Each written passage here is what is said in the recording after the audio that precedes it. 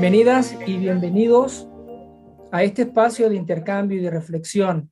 Somos Tucuna.es, un grupo de autoayuda que brinda soporte a quienes han tenido alguna experiencia de contacto sexual sin su consentimiento. Como parte de esta construcción en la que estamos, nos encontramos esta noche aquí donde compartiremos temas trascendentales que nos permitirán alinear nuestros caminos hacia el bienestar. Tucuna.es es un grupo apolítico, religioso, sin fines de lucro. Nosotros no juzgamos, ayudamos. Voy a plantear algunas recomendaciones generales a todos los participantes de esta conferencia. No encender el micrófono para no interrumpir la intervención de nuestro invitado. Una vez terminada la conferencia, pueden realizar sus preguntas a través del chat o en su defecto levantar la mano para concederle la palabra. Para esto deberán encender su cámara y deberán también ser precisos en la formulación. A continuación, palabras de bienvenida de nuestro coordinador. Con ustedes, el magíster Javier Romero, quien además presentará a nuestro invitado especial. Buenas noches. Muy buenas noches a todos los presentes. Un abrazo desde el corazón, desde Tucuna.es y también desde esta ciudad andina, Quito, Ecuador. Un abrazo y sobre todo un saludo especial, muy cordial, a nuestro invitado estrella de la noche del día de hoy, Julio César Bofano. Me voy a permitir en breves palabras exponer una pequeña semblanza acerca de su recorrido profesional. Bueno, Julio César Bofano es licenciado en comunicación, es experto en comunicación organizacional, docente universitario con posgrado en educación, estudió filosofía, teología, ciencias sociales, derechos humanos y políticas públicas. Además es periodista especializado en temas de migración, investigador, consultor y asesor en comunicación en diferentes organizaciones, entre ellas agrupaciones políticas. Ahora es concejal municipal de Montevideo y durante 17 años fue seminarista religioso y sacerdote jesuita de la Iglesia Católica, militante y activista de derechos humanos con acompañamiento de personas y movimientos LGBTIQ+. Se define como migrante.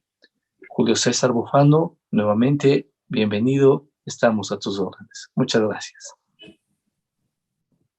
Muchas gracias, buenas noches Ecuador, buenas noches Uruguay, y bueno, y al resto de las personas.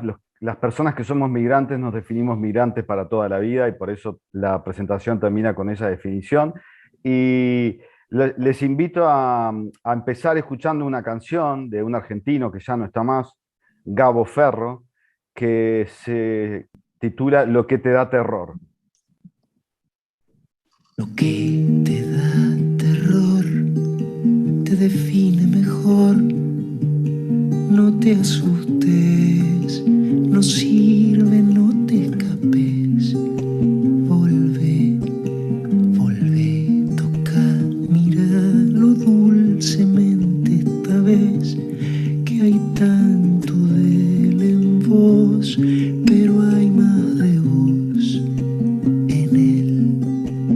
¿Dónde queda lo que crees? ¿Dónde queda lo que ves? ¿Dónde se irá? Si se va, ¿dónde se fue? ¿O será que ya no está? Si hay Dios, si hay amor, si hay vida después, si hay mundo, si hay hoy, hay mañana y tal vez, si hay ayer, si hay recuerdos, si hay de haber o hay de doler. Lo que te da terror te define mejor. No te asustes, no sirve, no te escapes. Volve, toca, míralo dulcemente esta vez, que hay tanto de él en vos, pero hay más de vos en él. ¿Cómo, cuándo, dónde, quién fue, para quién será, quién ha sido y por qué el frío, la pasión, la vejez, el amo, el esclavo y el dolor de reconocerse atado, golpeado, libre, liberado, culpable culpable, culpado, al frente, al costado de quien no se larga por miedo a quedarse solo, abandonado. Lo que te da terror te define mejor. No te asustes, no sirve, no te escapes. Volvé, toca mirarlo dulcemente esta vez, que hay tanto de él en vos, pero hay más de vos en él. Hay miedos que espantan, que van a volver, hay otros que están, pero van a ceder. Hay riqueza y pobreza y hambre. Bueno, elegí empezar con esta canción porque lo que te da terror, lo que te da miedo, te define mejor, dice Gabo Ferro, y lo que estamos haciendo es enfrentarnos con algo que nos da miedo. Pero lo que estamos haciendo es juntarnos, es pasando la posta, pasando la batuta, porque sabemos que las personas cuando nos juntamos hacemos maravillas. Sabemos que las transformaciones sociales se trabajan y se militan uniéndonos y no dividiéndonos. Entonces, enfrentarnos al miedo es parte de nuestros procesos de liberación. Conocerme me hizo libre es precisamente no tener miedo. Y quiero contarles que está en la contratapa, posiblemente lo más difícil de escribir mi libro fue asumir, no solo ante mí mismo, sino ante los demás, que fui abusado y que soy un sobreviviente. Y difícil porque uno se siente mancillado, ensuciado, ¿no? En nuestras sociedades machistas, patriarcales, donde el hombre, el varón, es el que domina. El patriarcado también nos complica la vida a los varones. No solo a niños, niñas y adolescentes y a las mujeres, por supuesto. A los varones que queremos ser diferentes, que queremos construir distintas masculinidades. Entonces, asumir públicamente esto. ¿Cómo se asume? ¿Cómo asumir que fuiste abusado o violado? ¿Cómo decir que a uno lo vulneraron también desde ese lugar? ¿Cómo te mirás en el espejo siendo un varón abusado? Esa fue la parte más difícil de mi libro, pero es la parte que ha llevado a que hoy sean cientos de personas las que se están animando a hablar, porque tenemos que salir del miedo, y eso es un proceso, que el miedo lo tengan ellos. Y una de las cosas muy importantes es la prensa, es los medios de comunicación. Una prensa libre mantiene controladas las instituciones poderosas. Y yo les voy a ir recomendando distintas cosas. Por ejemplo, la película Spotlight o En Primera Plana es sin ninguna duda la película más convincente y profunda sobre periodismo de investigación.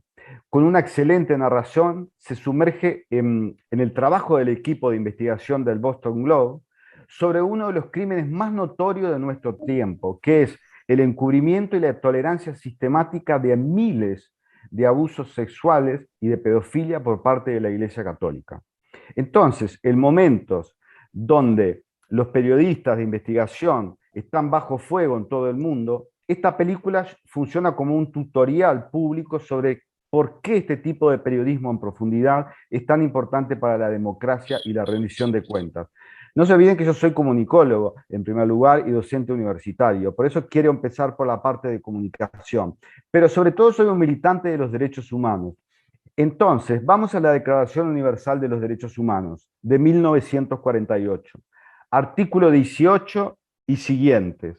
Habla de la libertad de religión o de conciencia, porque el abuso de conciencia y la manipulación de la conciencia también es un tema muy importante a trabajar. Pero yo quiero detenerme en la libertad de religión. También lo es no creer. Entonces, una cosa es cómo lo vive la gente en general a la religiosidad, y otra es lo que dicen las instituciones, lo que hacen y dicen los gobiernos y los estados, que son conceptos diferentes. Uruguay, por ejemplo, es plural desde el punto de vista religioso, la iglesia está separada del Estado, gracias a Dios, pero es con una gran diversidad de religiones y de religiosidades, pero también con muchos prejuicios culturales que no aceptan lo religioso en lo público. Es como que lo religioso tiene que quedar en el ámbito de lo privado. Entonces, esa lucha por el pluralismo en nuestras sociedades hay que darlas permanentemente. Creer es un derecho humano, como lo es no creer. Entonces, minimizar las religiones y sobre todo minimizar el poder que tiene en el mundo ha sido de una ingenuidad muy importante y muy grande que ha traído consecuencias graves, incluso políticamente, especialmente en los últimos años que ha habido un importante avance de la derecha y las derechas ultraconservadoras vinculadas a diferentes iglesias y una cosa horrible, miren, nos han hecho pensar que está de moda rechazar la agenda de derechos, la agenda de derechos humanos, porque las víctimas históricas ahora son los victimarios que buscan privilegios. Es tremendo esto que está orquestado a nivel mundial y muy bien organizado. Entonces, no minimicemos las religiones. Tenemos derecho a no creer, pero también tenemos derecho a creer. Y las personas que creemos en un dios o una diosa o en un ser trascendente, sea cual fuera, y fuera de las instituciones, tienen que ser respetadas y no minimizadas. Yo les voy a hablar del mecanismo de los abusos sexuales en la Iglesia Católica, porque es la institución que más conozco y porque también soy un estudioso y un consultor en comunicación organizacional. Entonces, decir que gran parte de los curas y religiosos varones tienen relaciones sexuales, me parece que en general es una obviedad para la mayoría de las personas. Hay hechos históricos de este proceder y en los países latinoamericanos, además, si recorremos pueblo por pueblo, yo también tuve la oportunidad de estar en África y pasa lo mismo, está lleno de estas historias. El hijo del cura, la hija del cura, la amiga del cura, los sobrinos del cura, ¿no? Que muchas veces son sus jóvenes amantes. Y hasta acá, mientras sea entre adultos y consensuado, digamos que no hay ningún problema. Pero igual se mantiene oculto. Cuando empezamos a investigar sobre varones que han estudiado en colegios, y ahí sí se empiezan a escuchar historias de los curas toquetones, como le llamo yo en el libro, los cariñosos.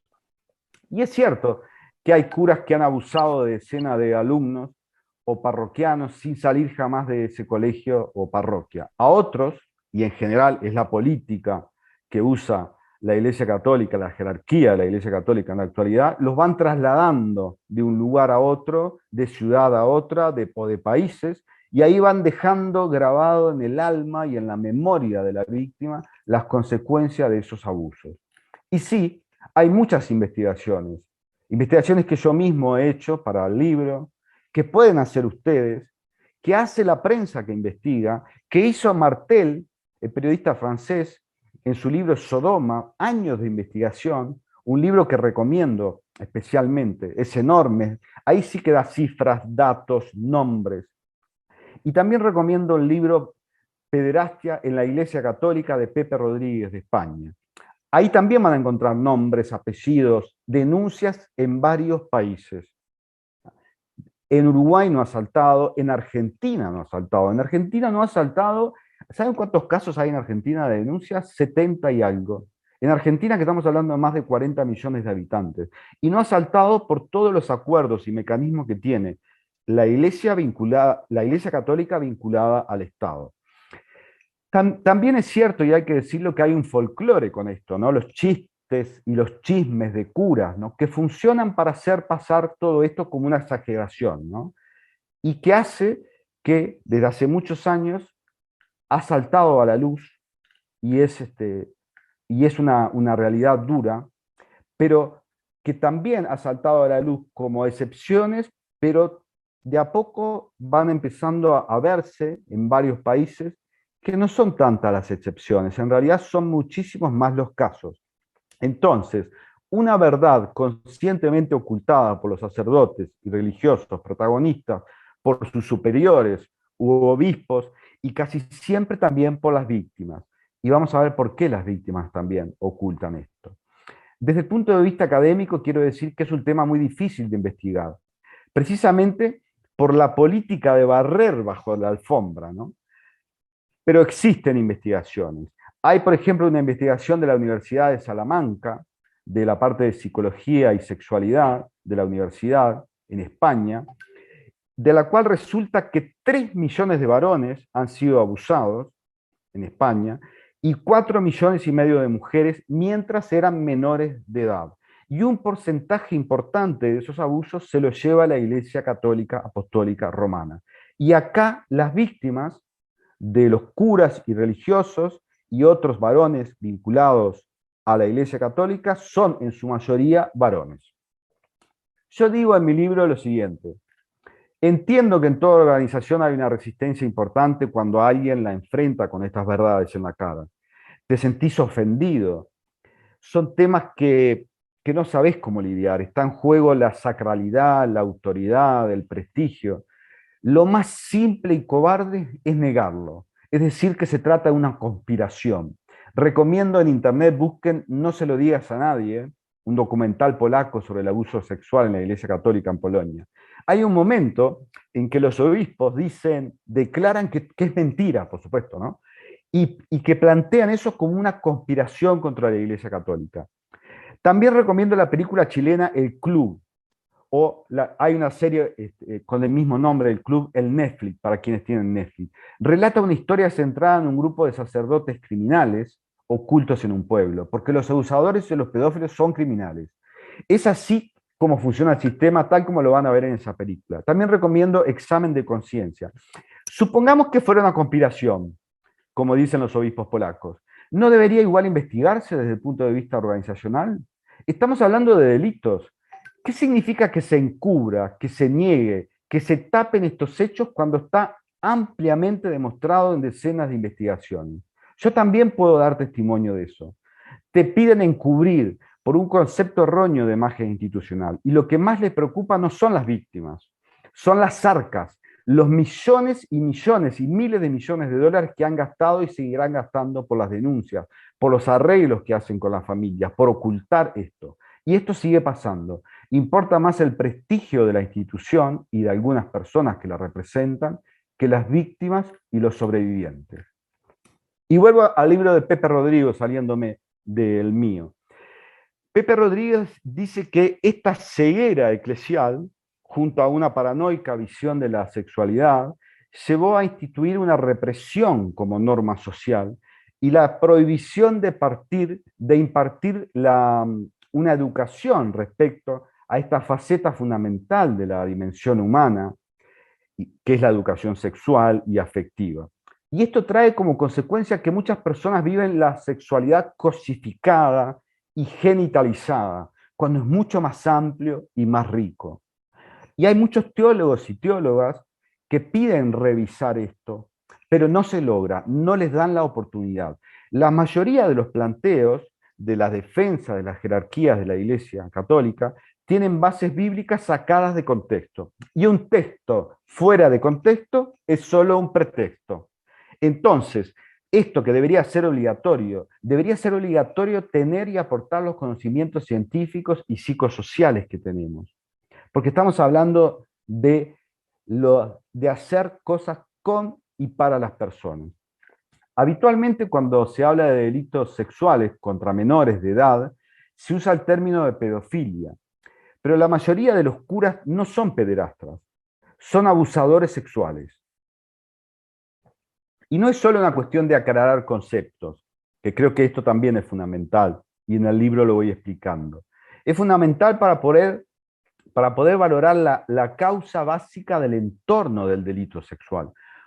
Un pederasta tiene una psicopatología que domina sus impulsos. Bueno, hay un montón de investigaciones de las asociaciones de psiquiatras, etc. La pedofilia es un trastorno de por vida que tiene distintos niveles. Ahí no quiero aburrirlos ahora con eso. En el libro lo voy explicando y hay distintos elementos que van cambiando en el pedófilo, que se puede tratar, pero que tiene que ver con un malestar subjetivo, la culpa, la vergüenza, la frustración sexual intensa, motivarse sexualmente con niños, con niñas o con ambos. Pero en nada nubla, esto quiero que quede claro, en nada nubla su entendimiento y comprensión del daño que causa. El abusador sexual de menores, que no es el pederasta, el abusador sexual de menores, en la mayoría de los casos de los curas son abusadores sexuales de menores, puede controlar perfectamente sus impulsos, pero no lo hace. Ambos son abusadores, los abusadores y los pederastas.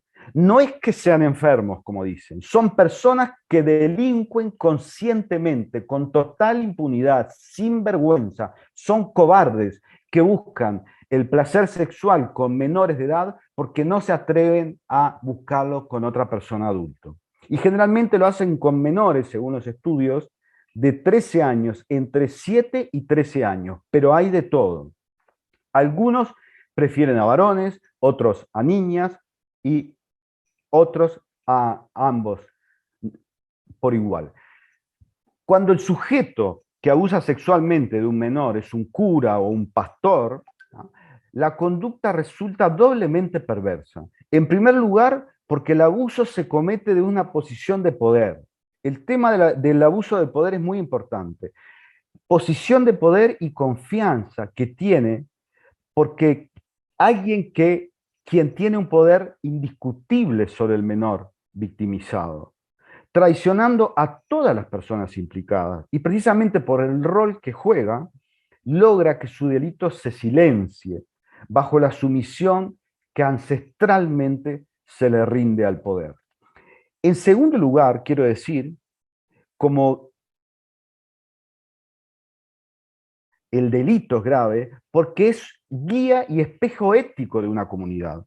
El cura o el pastor traiciona a su comunidad, pero precisamente por esa imagen de liderazgo moral es capaz de imponer a las comunidades una negación en los hechos que daña a las víctimas para no desacreditar la institución que representa, aunque en los hechos lo haga igual. Y esa es parte de la incoherencia. La dinámica que se genera en estos casos de abuso es tanto más perversa en la medida que los creyentes, a fin de que no se destruya esa concepción idealizada que tienen del sacerdote o del pastor como representante de Dios, se ven obligados a negar esa realidad y a darle la espalda a las víctimas y a los familiares. Y yo entiendo este sistema, entiendo que es muy difícil. Pónganse a pensar que mañana les dicen que el cura que ustedes quieren, el pastor que ustedes quieren, tu tío, tu papá es un abusador. Por supuesto que uno va a tender a negarlo.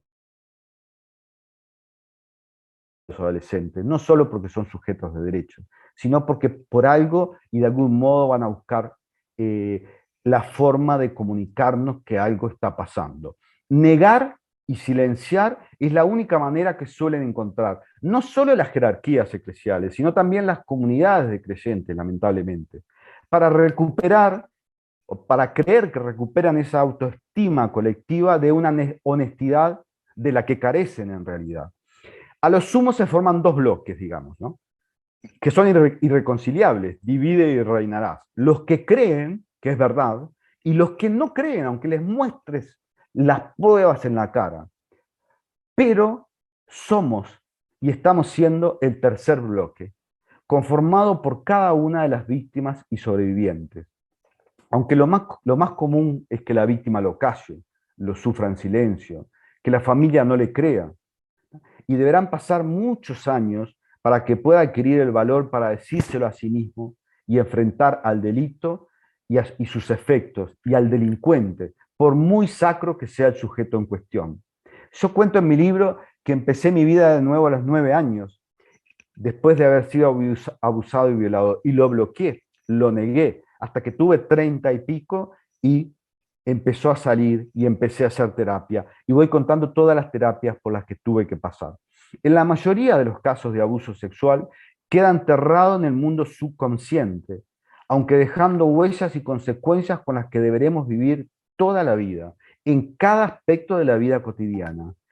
En el reciente libro de un ex compañero cura de Argentina, Adrián Vitali, que se llama El secreto pontificio, la ley del silencio, él dice que para la concepción de la Iglesia, abusar de un niño o de una niña no es delito. De hecho, dice, a través de concordatos suscritos con distintos países, el Estado del Vaticano hizo de tal reserva una férrea y dura lex, que en muchos casos colisionan con el orden jurídico de cada Estado soberano y con compromisos internacionalmente asumidos por la suscripción de tratados internacionales de protección de los derechos de los niños, de las niñas y adolescentes. Y es así, si quisieran justicia, habría que ir a la justicia civil y penal, no tendrían justicias paralelas. Pero lo que yo les quiero decir en este momento es que la única forma de curar el dolor es atravesarlo, es sacarlo de aquí de la cabeza y pasarlo por el corazón. Por eso en este momento, antes de seguir y para hacer una pausa, les invito a escuchar e ir viendo lo que dice la letra, que está subtitulada, una canción del uruguayo Jorge Drexler que se llama Sanar, porque es posible.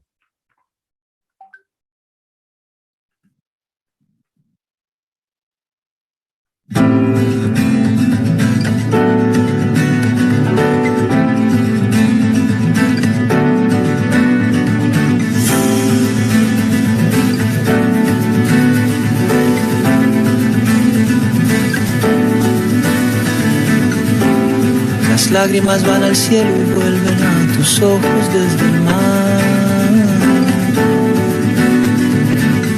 El tiempo se va y no vuelve. Tu corazón va a sanar, va a sanar, va a sanar. La tierra parece estar quieta y el sol parece girar. Y aunque parezca mentira, tu corazón va a sanar, va a sanar, va a sanar y va a volver a quebrarse mientras le toque pulsar.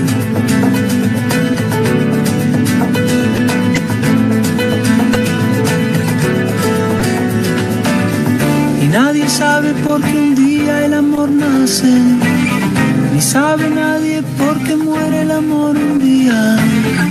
Nadie nace sabiendo que morir también es ley de vida.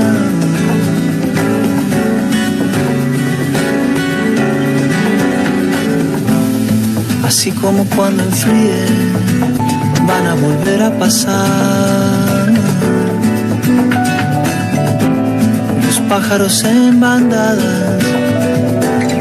Tu corazón va a sanar, va a sanar, va a sanar. Volverás a esperanzarte y luego a desesperar. Y cuando menos lo esperes, tu corazón va a sanar, va a sanar, va a sanar y va a volver a quebrarse mientras le toque pulsar.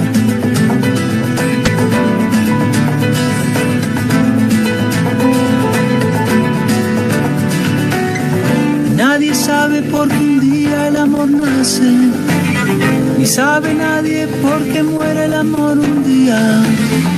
Nadie nace sabiendo que morir también es ley de vida. También es ley de vida.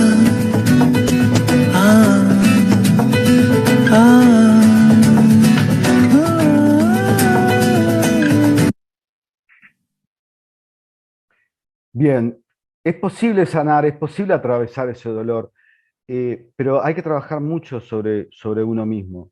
Lo importante que yo quiero comunicar, o al menos intento comunicar, es que las sociedades en general se acostumbran a normalizar abusos, hipocresías, en este caso, de distintos tipos, y no se las cuestiona.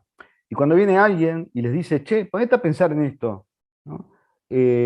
Dudá de aquello, pasás a ser el malo, ¿no? El mensajero al que hay que matar, como decimos en comunicación.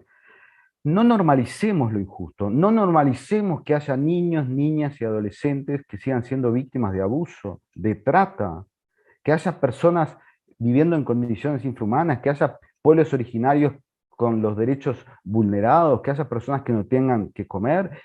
¿Qué es lo que estamos priorizando como sociedad? Si eres creyente en el Dios o en la diosa o en lo que sea, ¿qué haría? ¿Qué priorizaría? ¿La corrupción? ¿El barrer bajo la alfombra? Yo creo que no. Entonces, para seguir en la reflexión, hay quienes, por ejemplo, se hacen la pregunta de si existe una relación entre el celibato, la homosexualidad y la pedofilia. Y si bien son todos grandes temas enormes, quiero decir algunas cuestiones sobre esto. Es algo común relacionar y vincular estos conceptos y es común y es una estrategia también para confundir más. Atribuirle al celibato obligatorio una gran responsabilidad en el incremento de los abusos sexuales a menores de edad ha sido una respuesta fácil a una pregunta muy compleja. La pedofilia o los abusos no son consecuencia de una conducta de represión sexual. Los abusos no tienen nada que ver con el hecho de ser célibes o castos. Los abusos sexuales se dan en las sociedades en general, y estoy hablando en la mayoría de los casos son, pero el 90% son varones. En general se dan entre solteros como en casados, con varones y con niñas. Y hay muchos estudios sí sobre esto y de que no tiene nada que ver con el tema del celibato. Tampoco tiene relación con ningún tipo de creencia o profesión. Dicho esto, deberíamos preguntarnos entonces por qué la mayoría de los delitos sexuales contra los menores de edad lo cometen curas, porque estamos hablando de la Iglesia Católica, que es mi experiencia, dando rienda suelta a sus impulsos sexuales, aprovechando la posición de poder, y no se pierden ninguna oportunidad para tener sexo y abusar de sus víctimas. Hay una relación causa-efecto entre estos varios elementos que son complementarios y que hay que estudiar. Una institución como la Iglesia Católica Apostólica Romana, que impone la obligación del celibato a sujetos con un momento pierden el control de sus impulsos sexuales, a eso sí, en esto sí hay un punto de conexión, pero tiene que ver con la inmadurez, tiene que ver con el proceso de formación.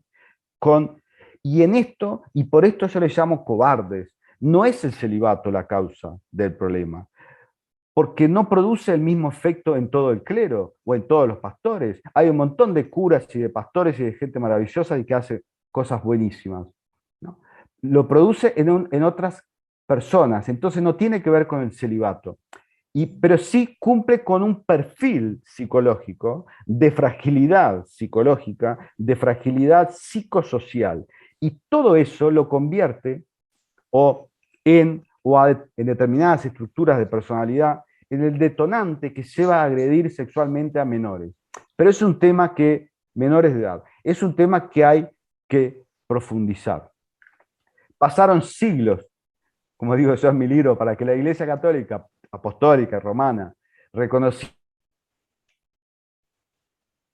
que Galileo estaba en lo correcto y sus teólogos profundamente errados.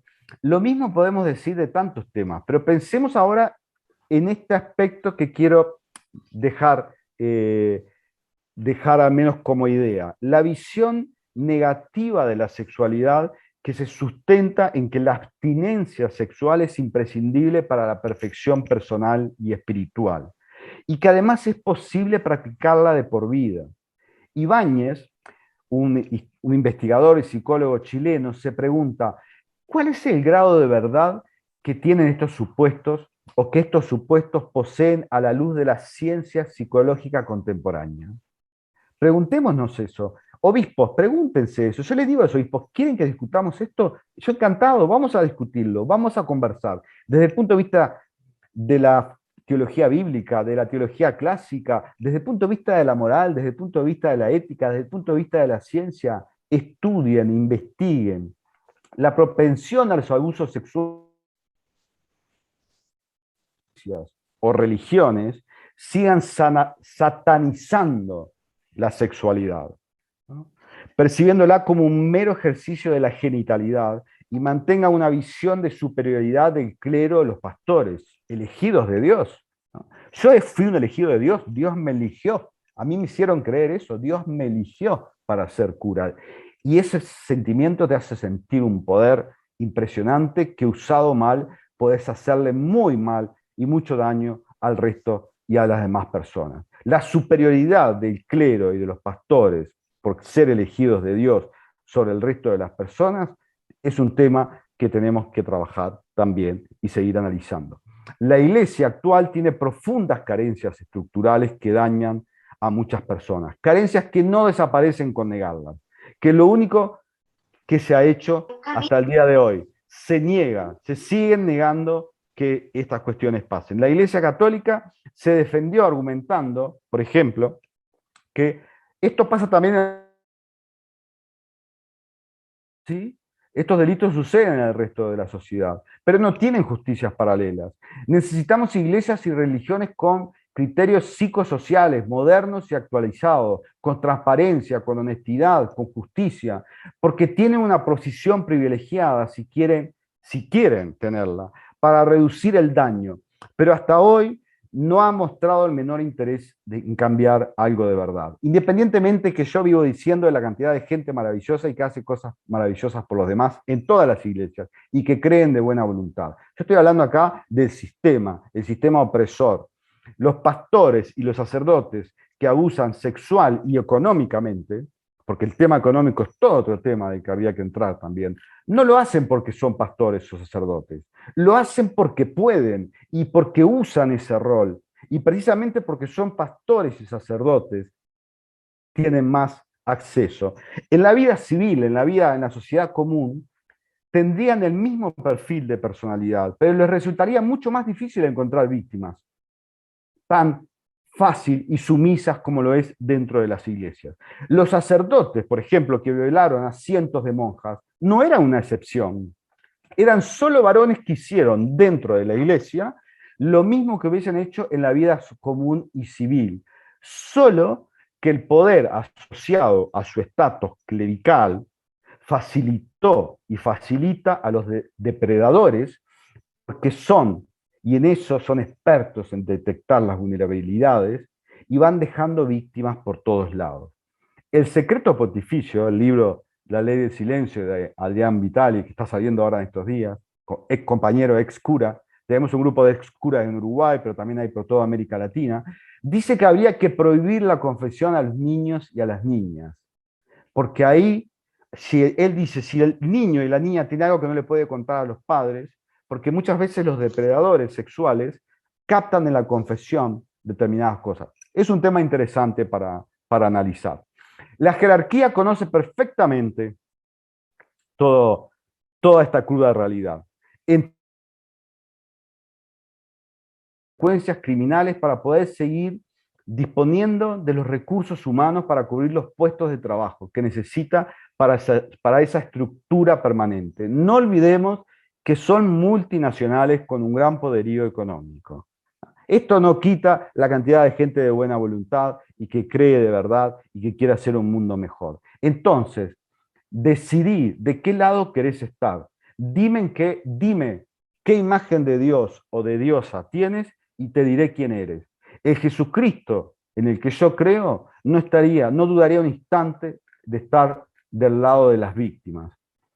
La policía y los jueces, y acá cito una película, no crucificaron a Jesús por ser un tipo respetable, lo crucificaron por ser un proscripto, un revolucionario, lo crucificaron porque temían que les quitara poder y se lo diera a los pobres. Un milagro es solo un momento de la atención de Dios. Un hombre, Martín Lutero, se opuso a los corruptos de su época, escribió su opinión en un papel y lo clavó en la puerta de una iglesia e invocó un milagro. Y ahí empezó toda una revolución. Cada una de las personas que estamos aquí, que creemos, tenemos que decidir de qué lado queremos estar, cuál es el Cristo que nos representa, el Dios o la diosa. Y quiero terminar proponiéndoles escuchar una canción. En este caso es de un grupo de Inglaterra que se llama, que es Bronchi Beat, el grupo, que se llama Niño de una pequeña ciudad, porque las almas de las víctimas, niños, niñas y adolescentes, siguen llorando, aunque esas víctimas, como me pasa a mí ahora que me contactan tantas personas, tengan 25, 30, 40, 50 o 80 años.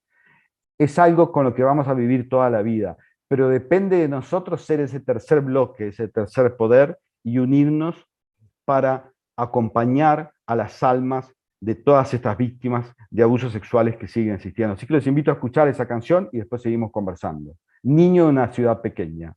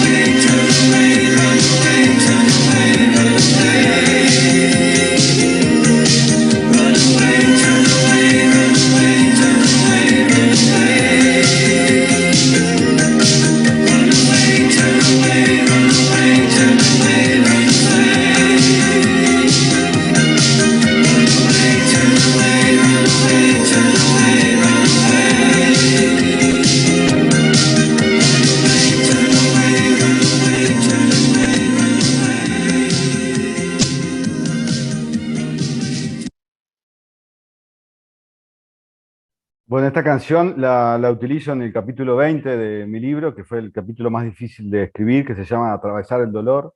Y porque escribiendo este libro, que me llevó 2 años y medio, que me llevó tener que hacer terapia, que me llevó recordar y volver a tener pesadillas, descubrí que la música había sido y es fundamental en mi vida y en toda mi vida, que la música es buena para sanar el alma, así que oigamos música, bailemos, disfrutemos la vida. Esto no es para hacer culpabilizar a nadie. Yo cuento en el libro que mi mamá no se pudo dar cuenta. ¿Y por qué no pensamos en las madres? Yo no quiero culpabilizar a las personas que no se dieron cuenta. Sí asumir que crecí con personas que no pudieron ayudarme, que no se dieron cuenta, mi mamá, mi papá, los vecinos, la maestra, pero era otra época. Ahora estamos mucho más atentos. Y por suerte, gracias a Dios y a las terapias y todo, se puede salir adelante, se puede pasar de ser víctimas a sobrevivientes y estamos ya ayudando a muchísimas personas, así que para mí es un honor estar aquí con ustedes, con gente de varios países y la cuestión es esta, vamos a juntarnos para luchar por la sociedad que queremos o por la iglesia que queremos. Así que escucho ahora las preguntas o los intercambios. Muchísimas gracias, Julio. Muchísimas gracias a todos los y todas las presentes. Bueno, las personas que deseen participar con sus preguntas, por favor, levanten la mano y a medida que lo van haciendo, vamos dando el paso. Por favor, les rogamos y hacemos acuerdo de que sean concretas y concretos en sus formulaciones. En este momento, Diana, por favor, habilite su micrófono y adelante con su formulación.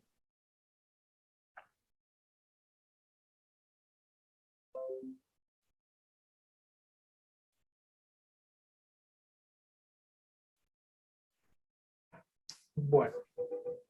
Diana. Diana, no sé si vas a participar, tenías levantada la manito. Por favor, habilita tu micrófono.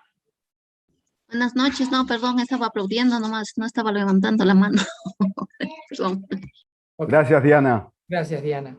Recuerden que también pueden hacer las preguntas a través del chat y en todo caso, pues nosotros las vamos a leer para poderla comentar con Julio. Al principio las personas se ponen un poco tímidas, pero quizás escribiendo o comentando lo que sintieron o lo que les parece o lo que quieran. Acá estamos para dialogar y el diálogo siempre es riqueza. La diversidad es una riqueza. Julio, me gustaría empezar con una pregunta. Hablabas hace un momentito ya al finalizar tu exposición que decías que los padres, las madres, los profesores, en fin, todas las personas que están alrededor de un menor de edad tienen ahora herramientas para poder identificar que un niño o una niña fue producto de una violencia sexual. ¿Cuáles crees tú que serían esas herramientas que les permitan a ellos identificar esto? Bueno, en primer lugar, como ya lo dije, pero quiero repetirlo, los niños, las niñas y los adolescentes y las adolescentes son sujetos de derecho, por lo cual hay que escucharles y creerles siempre, porque aunque digan alguna mentira o alguna fantasía, es por algo que lo están haciendo. En mi caso, para mí, visto ahora, claro, después de tantos años de terapia, es muy simple. Yo era sobresaliente en la escuela y un año pasé sin notas, se llama, ¿no? Entonces, mi madre se enojó con la maestra, pensando, se enloqueció la maestra. O sea, no se le ocurrió pensar que estaba pasando algo. Yo jugaba al fútbol y dejé de jugar al fútbol. Y me empecé a pelear, era una persona súper tranquila, y me empecé a pelear y ser agresivo con compañeros de escuela. Entonces me cambiaron de escuela y ahí fue cuando empecé una vida de nuevo. Bueno, hay elementos, hay conductas, hay muchísimos aspectos sobre los cuales podemos estar atentos y tenemos que estar atentos. Y sobre todo dialogar con los niños y con las niñas y explicarles. Y esto no quiere decir ser paranoicos ahora y desconfiar de todo el mundo. Hay gente que me dijo, voy a sacar a mis hijos del colegio. No se trata de eso. Se trata de escuchar y de enseñar. Y me parece que ahí Isabel, que es experta en este tema, nos puede dar algunos piques más profesionales. Muchísimas gracias. Isabel tiene preguntas también y el aporte que solicita Julio. Adelante, Isabel, por favor. Habilite su micrófono. Bueno, en realidad, primero agradecer todo el enriquecimiento que vamos teniendo en el tema y relatar un poco mi experiencia profesional en esto, que coincide mucho con la exposición que hizo Julio, y sobre todo con dos criterios base: que hay que atravesar el dolor, que hay cómo estar bien, que depende de uno, bajo la consigna que llevo por todos lados donde voy, de que el bienestar es posible. Es muy duro y estamos en una realidad dramática, literalmente dramática, porque los números de abusos a niños son extremos y la huella que deja es absolutamente imborrable.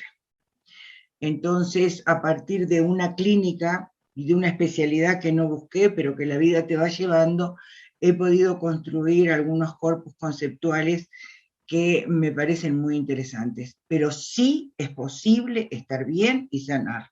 Sí es posible. No estoy diciendo que sea fácil. No estoy diciendo que sea sencillo.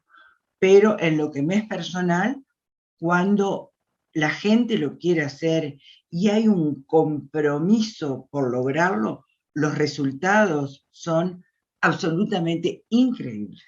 Entonces, un poco complementar lo que dice Julio, de que estamos en esto y no podemos salir de esto porque es un compromiso ético, es un compromiso humano. Desde tucuna.es nos hemos propuesto liberar que el silencio es lo peor que nos puede pasar. Desde tucuna.es decimos: el silencio carcome. Y creo que, bueno, este es el aporte, y por lo que estamos, los integrantes de Tucuna, sobre todo la parte directiva, en no perdonar, no silenciar y dar todo el amor y todo el apoyo. Gracias, Gabriel. Yo creo que cada persona hace su propio proceso. Entiendo además que te descalifiquen, que diga, si yo me pusiera a prestar atención a las cosas que han dicho y siguen diciendo de mí, pero la verdad, ahora me divierten, me dan más fuerza, porque los que tienen miedo son ellos. Y está bien que tengan miedo, porque estamos empezando a destapar cosas grosas y porque no soy yo. Esto no tiene que ver conmigo. Tiene que ver con muchísima gente que se está animando, con héroes, heroínas que pasan datos, que les pasamos datos a la fiscalía, porque hay que denunciar, por lo menos en Uruguay. Yo confío mucho en las fiscalías, en las instituciones del Estado. Hay que denunciar en los lugares que corresponden. Entonces, el tema de la fe es un proceso de cada persona, son opciones también que uno va haciendo, yo elijo creer, me hace bien.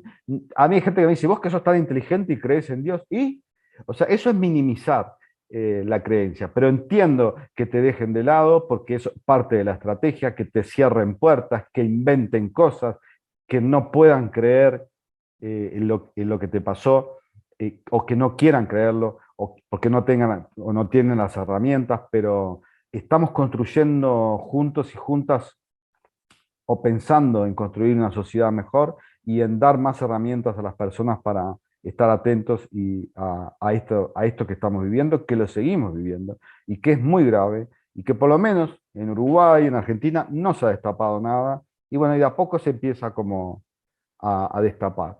Y así que sí, entiendo eso. En la respuesta de la fe tendríamos que hacer quizás una conversación más desde el discernimiento espiritual, si querés, pero yo te diría que transformes esa rabia y ese enojo en algo muy lindo que ya se hace en Tucuna, que es estar al servicio de las demás personas, y sobre todo en quererte más a vos mismo, porque de hecho el amar a tu prójimo como a ti mismo, la desinencia del verbo amar es eso, el como a ti mismo. Si yo no me amo, si no me quiero con todo lo que soy, con mis incoherencias, con mis virtudes, no podés amar a nadie más, no podés dejarte amar tampoco. Entonces, yo creo que hay que trabajar eso independientemente de si crees en Jesús o en Imanjá o en los dioses que sea.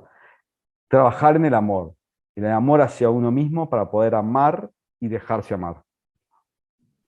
Muchas gracias, Julio. Tenemos una pregunta del chat antes de darle paso a Marlon. Dice, ¿cómo se puede recuperar una persona que fue violada y siempre vivió en negación? Bueno, sí, a ver, eh, es mi caso ese, ¿no?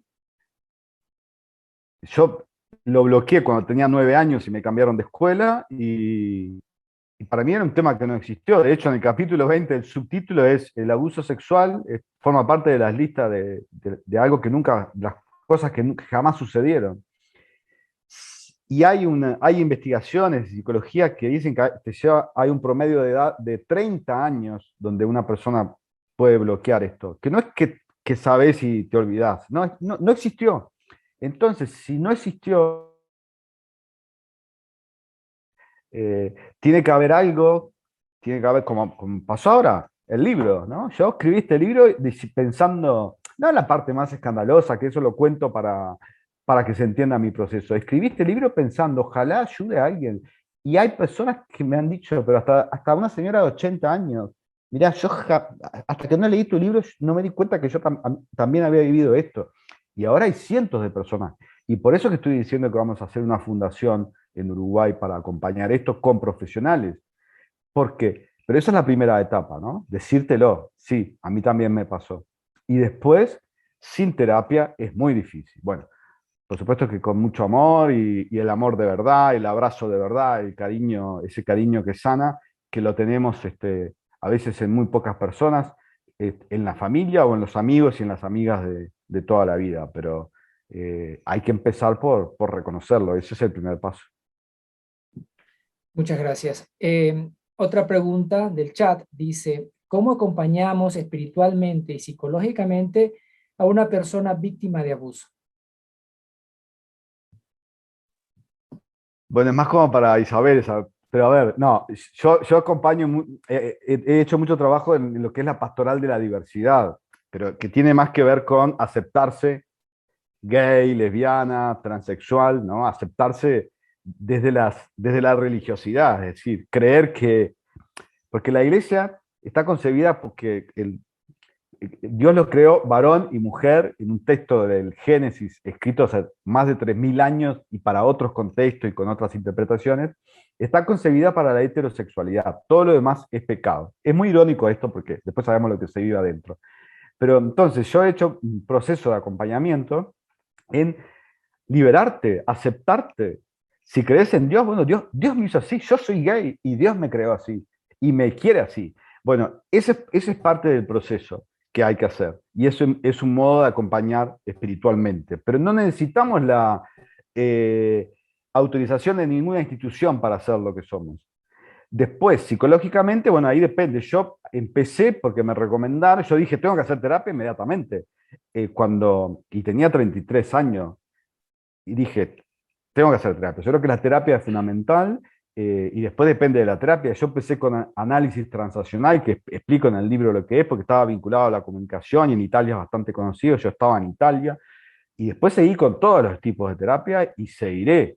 Será una cosa que me acompañará toda la vida y que quiero que me acompañe además porque quiero aprender, porque quiero crecer, porque quiero ser feliz, porque quiero salir a bailar o bailar solo y disfrutar de la vida, porque la vida es una, es esta, es única, y no voy a permitir que los depredadores, los delincuentes que abusaron y que violaron de mí cuando era niño, me arruinen la vida. No lo permito y no lo estoy permitiendo y ojalá podamos ayudar a otras personas. De acuerdo. Isabel, le hago una pregunta. ¿Usted desea aportar al tema que estaba tratando Julio o eso pregunta? ¿Sí? Adelante, por favor, para darle paso a Marlon. Un minutito nada más porque está Marlon que está hace rato con la mano levantada. Gracias, Julio, porque en realidad que vos hagas mi speech sobre la terapia me facilita un montón, ¿no? Porque digo, devota, fundamentalista, y un poco respondiendo a la persona que hacía esa pregunta, apapachos, silencio, porque el habla no cumple la función que deseamos, en ese caso, porque todo quedó en un sistema neurológico, que es el sistema límbico, y ahí la palabra no llega. Es todo preverbal, por lo tanto, digo apapacho, silencio, protección para la víctima. Pero gracias porque coincido totalmente contigo. Tengo el dicho, además, terapia universal y obligatoria para salir de la crisis mundial, ¿no? Gracias. Muchas gracias, Isabel. Marlon, por favor, tu intervención. Te rogamos que prendas la cámara, por favor. Muy buenas noches con todos. Doctor Julio, tengo 3 preguntas, pero así de rápido. La primera, ¿se puede uno detectar una persona que vaya a cometer un abuso infantil sobre un niño o una niña? Esa sería la primera. La segunda, una vez que un niño ya empieza a sufrir eso, ¿cómo se puede detectar? ¿Qué síntomas uno se puede fijar para saber que el niño pasa por eso? Y la tercera es, ¿qué métodos, qué herramientas utilizan los psicólogos para que los niños, sin el tener el conocimiento acerca de un abuso sexual, o sea, les hacen para que ellos puedan, creo que hacen en forma de dibujos para que indiquen que eso les está sucediendo? Esas son mis interrogantes. Muchísimas gracias. Hasta luego. Gracias, Marlon. Bueno, sí se pueden detectar algunas conductas de rigideces de parte de los abusadores, pero generalmente son manipuladores y encantadores, como pasa con el acoso laboral, con el acoso sexual, como pasa con la violencia de género, ¿no? Estoy hablando de los varones, ¿no? Son encantadores, la gente los quiere, dice, no, es impensable, es difícil, pero hay algunas conductas de rigideces que se pueden ir detectando. Me ha pasado ahora con algunos datos que me dan, que efectivamente coinciden con algunos perfiles, pero eso es más complejo. Lo más importante es estar atento a los signos y al modo de comunicar que tienen los niños, las niñas y los adolescentes.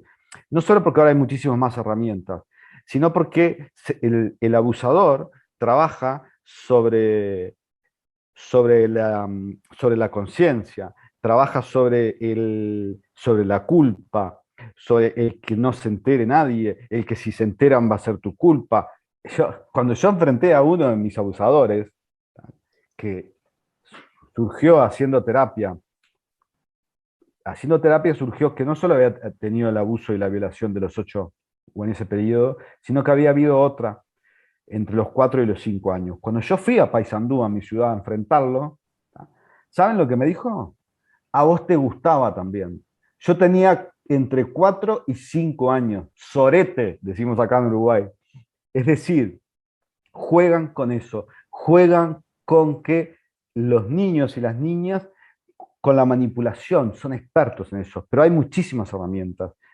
Tenemos muchísimas herramientas, desde la psicología, desde las ciencias sociales, y sí, por supuesto que haciendo un test en los colegios se pueden dar cuenta, para eso están los psicólogos y las psicólogas, pero también hay mucha complicidad, y la complicidad juega un rol importante. La complicidad en comportamiento organizacional, que es una de mis áreas que yo enseño, decimos que en el acoso laboral, por ejemplo, la complicidad es fundamental. ¿Qué quiere decir complicidad?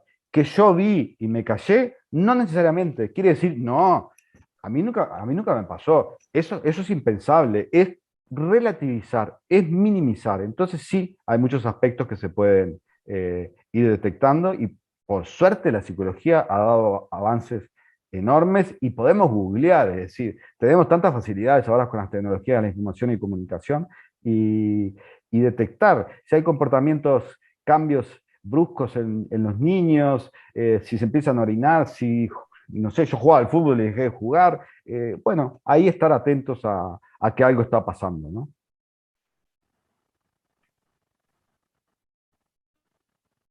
Muchas gracias. Antes de dar el paso a Sergio, voy a leer una pregunta desde Uruguay. Dice, ¿aquí en Uruguay consideras que se nos ha caído la venda de los ojos en torno al abuso? ¿Tiene la divulgación correcta y tenemos las herramientas necesarias para empezar a trabajar?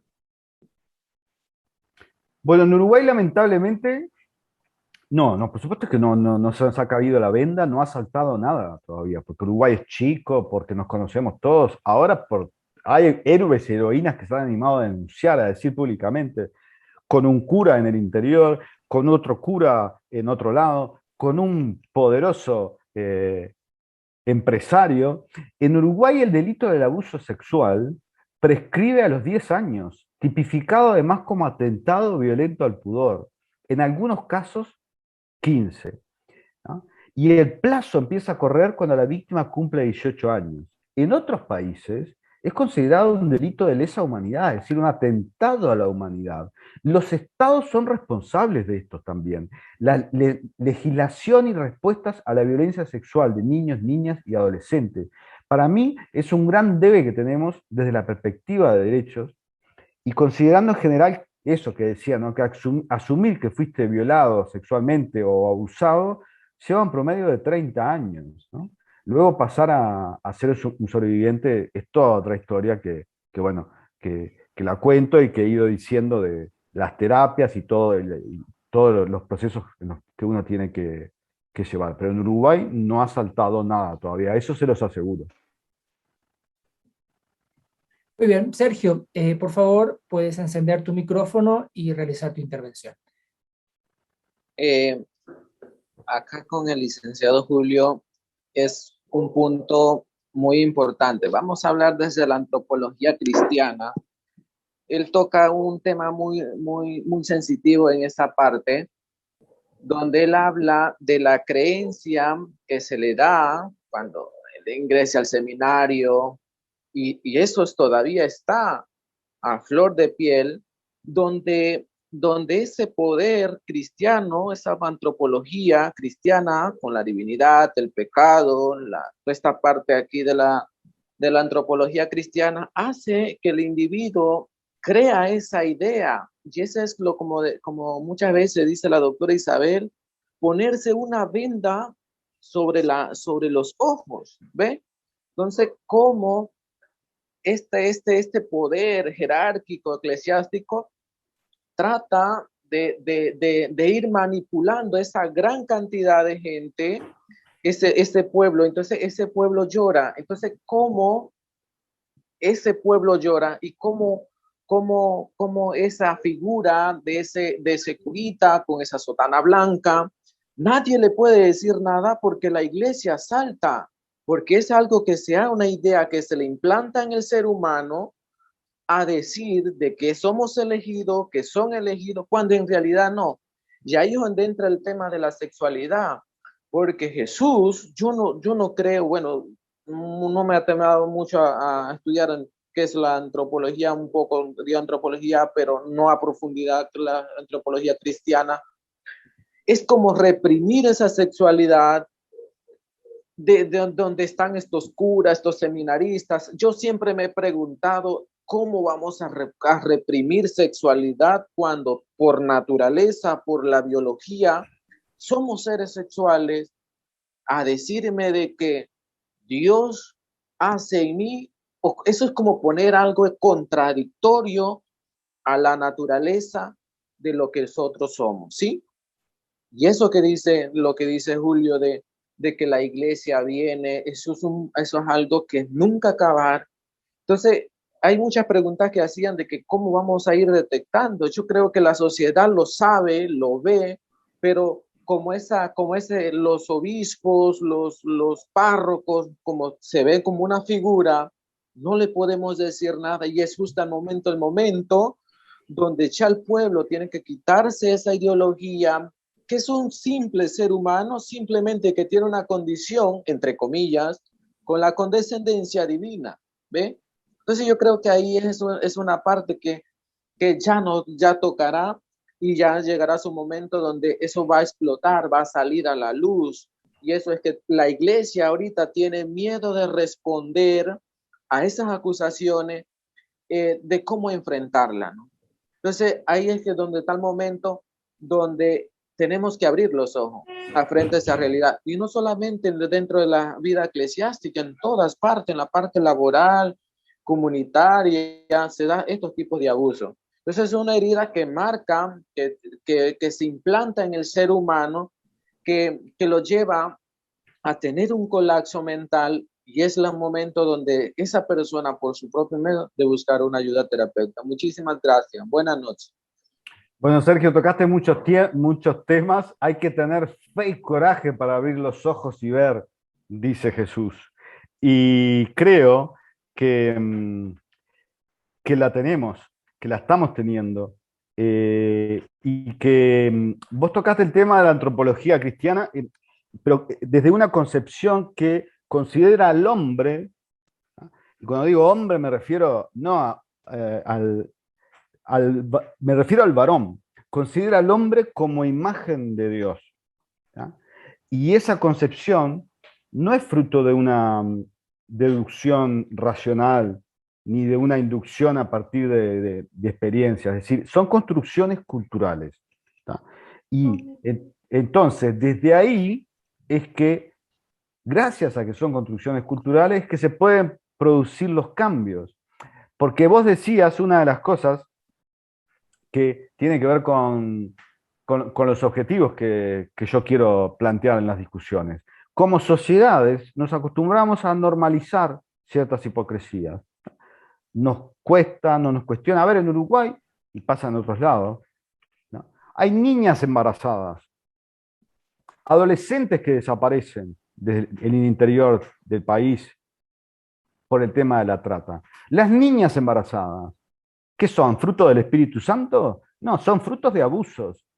No queremos ver, no queremos hablar de esto, nos molesta, nos cuestiona. Bueno, por eso estamos ahora aquí reunidos y por eso el libro este ha sido tan polémico en diversos aspectos, porque está planteando cuestiones que tenemos que conversar, porque tenemos el derecho a ser mejor como sociedad, porque nos lo merecemos, porque el enfoque de derechos humanos es para todas las personas y porque los poderosos creen que ganan, pero no ganan. Si nos juntamos y si nos unimos podemos hacer maravillas y ya las estamos haciendo. Muchísimas gracias, Julio. No hay más preguntas, sin embargo, quiero leer un mensaje que nos llega desde Uruguay. Dice: felicitaciones a mis amigos, los organizadores, por esta iniciativa y al expositor por su brillante exposición y la generosidad de su testimonio. Orgullo de escuchar desde Uruguay. Disculpas por no poder intervenir y saludar con audio y cámara, por encontrarme viajando y con internet muy inestable. Gracias por tanta fuerza y tanta luz para desenmascarar un tema tan difícil. Dice: gracias, Julio, por tu generosidad de compartir y combatir este mal silencioso. También es otro mensaje que nos hacen llegar. Bueno, yo le quiero decir a la gente de Uruguay que está conectada y que, bueno, ayúdenme, yo solo no puedo con todo esto. Si tengo más de 300 víctimas en este momento, que yo entiendo que no confíen en nadie y lo entiendo perfectamente. Pero vamos a hacer esa fundación. Necesito abogados, abogadas, comunicadores, comunicadoras, psicólogos, psicólogas. Eso es fundamental. ¿tá? Y vamos a hacerlo, vamos a salir adelante, vamos a hacer un apoyo a las víctimas, a las víctimas, no importa la edad que tengan, pero también a las que están sufriendo en este momento y nadie les cree, empezando por la familia que no les cree. Y yo entiendo que pase eso, y entiendo por qué pasa. Pero vamos a destapar, vamos a empezar a ayudar sobre todo, porque de eso se trata. Ser humanos en una sociedad, ser más justos, ser solidarios, ser sororos, sororas. Todos términos que si buscamos los orígenes tienen que ver con la construcción de una sociedad más justa, porque eso es lo que nos merecemos. Y bueno, en eso estamos. Así que la gente de Uruguay, escríbanme, y bueno, pronto voy a ir a Paysandú a presentar el libro, el 16 de octubre. Dice Virginia, justamente, dice: viajando a Paysandú, donde vivo, debo aclarar. También nos dice Nelly de Angostini: gracias, Julio, admiro tu valentía, un saludo especial desde Paysandú. Muchísimas gracias a todas y todos las personas que están acá. Vamos a darle paso a Isabel para que emita sus palabras. Bueno, en la organización me toca hacer la despedida. En primer lugar, Julio, parece como que las fuerzas sanduceras hacen sus magias y de pronto nos encuentran en un espacio y en un tiempo muy especial. En primer lugar, poner tu cuna a tu disposición para la fundación en Uruguay. Esto ya lo hemos conversado con los integrantes de la comisión directiva y están de acuerdo, porque tu cuna tiene esta mezcla uruguayo-ecuatoriana que me parece muy interesante en cuanto a también a la diversidad, ¿no? Y agradecer profundamente tu generosidad, tu rapidez, tu organización y tu eficiencia para haber organizado este encuentro tan rápido y tan maravilloso. Todo lo que podamos contribuir en el saber, en la salud, en el bienestar, siempre será parte de nuestra consigna, porque en tu cuna creemos de que el bienestar es posible y además tenemos algunos principios como el de hacer patria haciendo patria bien, con honestidad, con transparencia, con ética, en un momento en donde estos valores parece que no existen, pero que son altamente necesarios. Muchas gracias a ti, Julio, y a toda la gente. Muchas gracias a las brujas sanduceras que han acompañado con mucha militancia silenciosa esto de un silencio muy importante y estructural. Y a mi querida también Elena y bueno, todas las amigas de Paysandú. Me reencuentro ahora también con Mariela, así que bueno, muchísimas gracias. Y a toda la gente de Ecuador, a toda la gente de Ecuador, de tu cuna, que están fieles y que de alguna manera son mi nueva familia y esto que podemos divulgar. Muchísimas gracias a todos y a todas. Muchas gracias, Isabel. Antes de cerrar, justamente Elena nos comenta, dice, muchas gracias. ¿Pueden explicar qué quiere decir tu cuna a la gente uruguaya? ¿Cómo no? Tu cuna es una palabra en quichua que quiere decir transformarse. Nos costó muchísimo encontrar un nombre, muchísimo, porque esto también lo hacemos como un rescate a las culturas ecuatorianas que muchas veces están vilipendiadas y que no tienen la fuerza que deberían tener. Entonces, nos costó mucho encontrar un término que significara lo que queríamos. Y cuando logramos encontrar que es transformarse, y lo tomamos como transformarse al bienestar, o transformar esto que Julio lo conoce, yo lo conozco mucho desde la clínica, y es tal cual, de todo este silencio y de todo este dolor. Entonces hay una transformación, y en la transformación caminamos hacia el bienestar, ¿no? Así que transformarse. Muchas gracias y darnos ese apoyo e invitarnos a romper el silencio, dice una participante, dice, gracias Julio por la fe y el coraje para enfrentar el dolor y ser ejemplo para sanar. Bendiciones, sigan adelante, es un mensaje de Diana Nieto. Muchísimas gracias entonces. Gabriel, que pongan en el chat de dónde es cada persona. Bueno, si es posible... Elena ya nos compró el libro. Bien, quiero decir que para el capítulo final del libro, yo me hice un análisis de ADN en Estados Unidos, y yo sé que no es fácil, pero es tan interesante.